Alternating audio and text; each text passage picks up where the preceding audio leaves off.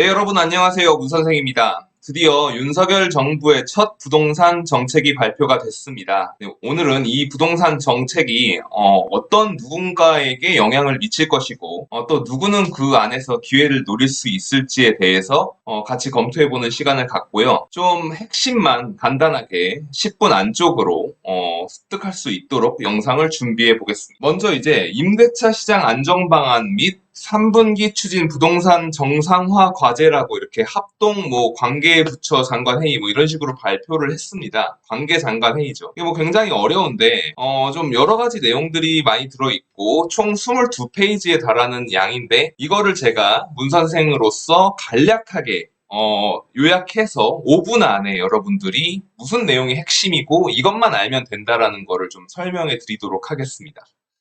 먼저 핵심 키워드는 상생 임대인입니다. 그러니까 지금까지 윤석열 정부가 지난 정부의 부동산 실패 여러 가지가 있었겠지만 그 중에서도 전세 월세가 올라가게 된 것에 대해서 지적을 많이 해왔고 이 부분을 보완하겠다라는 걸 여러 차례 발표해 왔었습니다. 그 첫 공약이 이행된 게 이번 정책인데요. 상생 임대인이라는 관점에서 보면 좋겠습니다. 그러면 도대체 이 정책을 통해서 누가 기회를 얻을 수 있냐를 제가 생각해 봤는데요. 첫 번째로 1주택으로 갭 투자를 해두신 분, 기존에 해두신 분들이 좀 도움을 받을 수 있는 정책이고요. 두 번째로 내가 현재 지금 1주택 실거주하고 있는 사람인데 나는 좀 상급지로 갈아타게 하려고 한다라고 할 때 이분들에게도 좋은 기회가 되고, 마지막으로는 내 집 마련하고 싶은 분들, 현재는 무주택이지만 집을 좀 미리 사보겠다라는 분들도 이 정책이 좋다라는 관점으로 저는 해석을 했습니다. 그 이유에 대해서 좀 말씀을 드릴 텐데요. 먼저 상생 임대인이라는 그 기준이 무엇인지에 대해서 보겠습니다. 이 법에서 상생 임대인은 이전의 계약 대비 임대료를 5% 이내로 자발적으로 인상하는 임대인을 상생 임대인이라고 합니다. 그러니까 지난 문재인 정부 때 2020년 7월에 그 계약갱신 청구권이라는 게 임대차 3법을 통해서 생겨났는데요. 이 계약갱신 청구권은 2년의 전세 이후에 한 번에 한해서 5%만 인상해야 한다라는 강제 조항이 들어가 있는 거고요. 그 세입자가 살다 나가게 되면 총 4년을 산 뒤에는 새로운 신규 계약을 체결할 때는 전세를 시가대로 올릴 수 있다는 것이 핵심입니다. 그래서 이 계약갱신 청구권을 벗어난 매물들이 시장에 등장하게 되면 시가대로 임대료를 크게 올릴까봐 이제 걱정을 했던 건데, 윤석열 정부는 여기에 당근을 준 거죠.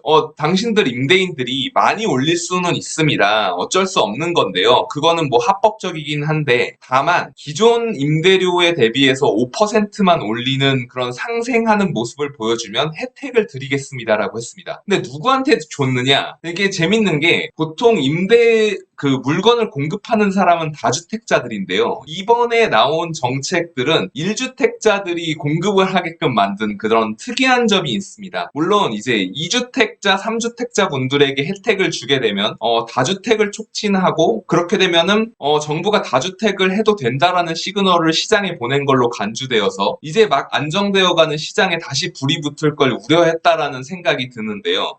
그러면 1주택자 분들은 왜 좋은지에 대해서 살펴보겠습니다. 먼저 이런 상생 임대인 활동을 하면 거주 요건을 해제해 준다는 것입니다. 기존에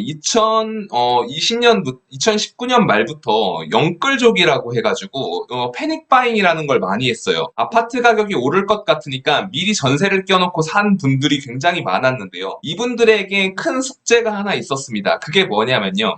본인이 살고 있진 않고 현재 갭 투자를 해놨는데 본인이 들어가서 2년을 거주해야 비과세를 받을 수 있다는 거죠. 사람들이 최근에 비과세 혜택이 얼마나 큰 건지 모르는데요. 우리나라 법에는 11억까지 비과세 혜택이 주어집니다. 그래서 여러분들이 5억짜리 집을 샀는데 그게 11억이 되면 6억 원의 차액이 생겨도 그 6억 원에 대해서 100원 한 푼 부과하지 않는 것이 1세대 1주택자에 대한 혜택입니다. 이 비과세 혜택을 받으려면 기존에는 2년을 보유하고 2년을 또 동시에 그 집에서 거주하는 모습을 보였어야 됐는데요. 그거를 풀어주겠다고 한 겁니다. 그래서 2019년에 갭 투자하셨던 분들, 2020년에 미리 갭 투자하셨던 분들이 전세가 약 2년 텀이 돌아서 이제 새롭게 계약한 분들도 계실 거고, 앞으로도 그렇게 또 이제 계약갱신 청구가 지나서 새롭게 계약하실 분들이 계실 텐데 그분들이 굳이 본인이 입주하지 않더라도 이 기존에 살고 있는 임대인들에게 5%만 올려주는 그런 활동을 하면은 즉 계약을 전세금이 4억이었으면 4억 2천만 원으로만 새롭게 올려도 그 집에 거주하지 않아도 비과세를 해주겠다라는 거죠. 그러니까 즉 19년도, 뭐 20년도, 21년도에 패닉바잉으로 사셨던 분들이 거주 요건이 없어지는 거예요. 어떤 경우에 없어지느냐? 기존의 전세금을 5%만 올려줄 때, 물론 계약갱신 청구권을 1차에 행사할 수 있는 경우를 제외한 경우들을 말하겠죠. 그렇게 되면 정부에서는 거주 요건을 없애주기 때문에 비과세 혜택이 가능하고 1주택 갭 투자해 주신 분들은 굳이 그 집에 입주하지 않아도 비과세 차익을 누리고 상급지로 이동할 수 있다라는 결론이 나오게 됩니다. 두 번째로요, 이제 뭐 주담대 요건이 완화됐어요. 기존에는 집을 새롭게 샀을 때 전입을 그 집에 반드시 해야 되는 규정이 있었습니다. 그러니까 내가 A라는 주택에 살다가 B라는 집을 대출을 끼고 사면은 이 집에 입주를 6개월 내로 이 집에 입주를 해야 되고 6개월 내로 A주택을 매도했어야 됐습니다. 그런데 이 A주택을 매도하는 기간을 6개월에서 2년까지 넓게 늘려줬습니다. 그 이유는 여러분들이 A주택을 기존에 거주하시다가 혹은 보유하시다가 B주택을 사셔도 여기를 전세를 한 번 더 주게 되는 효과를 노리는 거거든요. 그래서 일시적 2주택자들 비과세를 받기 위해서 일시적 2주택을 좀 하시는 분들께서 굳이 무리해가지고 B주택에 대한 주택담보대출을 빌렸다고 6개월 내에 앞에 주택을 매도하게 되면 여기 살던 임차인이 쫓겨나는 상황이 되는데 그럴 필요 없다. 2년 내로만 그 집을 매도하면 괜찮다라고 이제 완화를 해준 거죠. 그래서 일시적 2주택자 분들께서는 전세를 하실 수 있고 또 생각해보면 지금 현재 1주택자인데 내가 상급지로 이동하겠다라고 생각했을 때 새로운 집을 B주택을 사는 거죠. A주택에 거주하시다가 B주택을 매수하셨다. 그런 다음에 A주택의 가격이 오르는 걸 보고 팔고 싶은 마음이 있는데 지금 현재는 6개월 안에 내가 대출받으면 집을 무조건 팔라고 하기 때문에 집을 팔 수밖에 없는 현실이었거든요. 그런데 이제 그거를 완화해 줬기 때문에 내가 기존에 살던 집에서 새로 산 집으로 대출을 일으켜서 이사를 가고 2년 안에만 팔면 되기 때문에 이 집에 세입자를 들여서 임대를 주게 되면은 그 경우에는 뭐 이제 가능해졌다. 그리고 A주택의 가격이 오른 1년 반, 뭐 2년 후에 매도하면 되게끔 해줬기 때문에 전세 매물을 늘리는 효과를 낼 수 있다. 그래서 현재 1주택이지만 갈아타기 할 때도 이 경우를 좀 누릴 수 있다라는 걸 보여줬고요. 또 하나는 기존의 1주택자 분들도 이 혜택을 좀 누릴 수 있을 거라고 저는 해석이 되는데요. 그러니까 말하자면 내가 주택을 지금 현재 매수한 이후에 2년 후에 5%만 올려주는 뭐 그런 조건으로도 할 수 있을 거고요. 혹은 뭐 기존에 그 전세 계약된 매물을 인수한 다음에 그대로 갱신하는 그런 경우들도 되겠죠.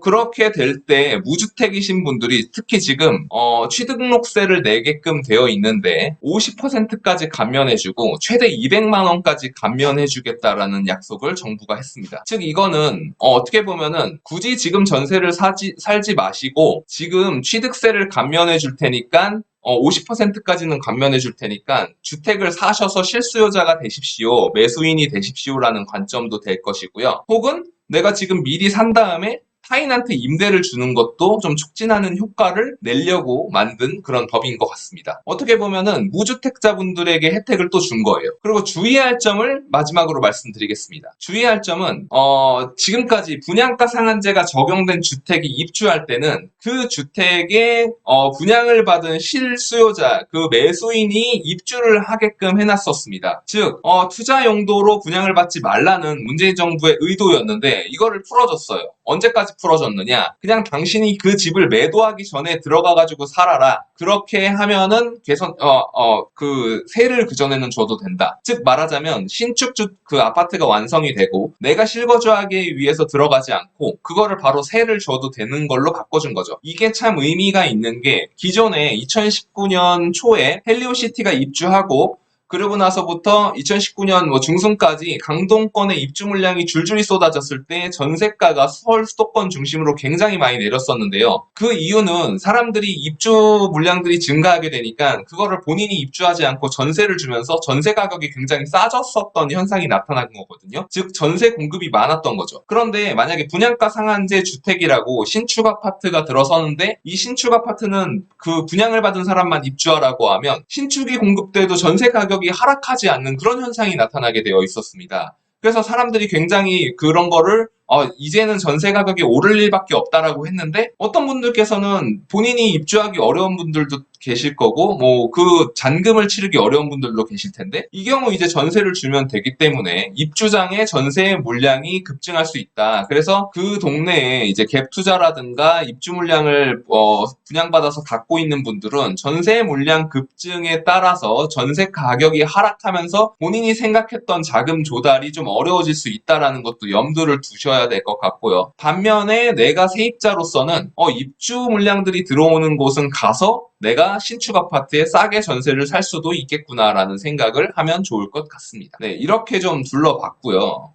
마지막으로 보자면, 정리하자면 621 부동산 정책은 1주택자 이제 갭 투자했던 분들이 비과세로 입주하지 않아도 11억입니다. 죄송합니다. 11억까지는 비과세를 받아서 매도할 수 있다. 이렇게 생각하면 될 것 같고요. 기존에 1주택자 하시던 분들이 갈아타기, 상급지를 가기 위해서 일시적 2주택을 할 때 신규 주택에 주택담보대출을 일으켰다고 해서 기존 주택을 빨리 매도할 필요 없이 주택 가격이 올라갈 때까지 좀 기다렸다가 2년 내에만 매도할 수 있기 때문에 여기에도 혜택을 주었고 또 이제 취등록세를 깎아줬기 때문에 지금 무주택자이신 분들이 미리 집을 사두시고 예비 1주택자가 된 다음에 내 집 마련하시고 이 물건을 또 전세로 주셔도 좋다. 이런 관점에서 이 세 그룹이 유리한 혜택을 이번 정책으로 받을 수 있다고 보여지고요. 마지막으로 이제 입주장에는 전세 가격이 하락할 수 있기 때문에 그 동네에 갭 투자를 하신 분들은 주의하셔야 될 것 같고 반면에 내가 그 동네의 신축 아파트에 전세로 한번 살아보겠다라는 분들은 찬스가 될 수 있으니까 그 기회에 싸게 전세를 구해보시는 것도 방법이 될 수 있다라는 관점에서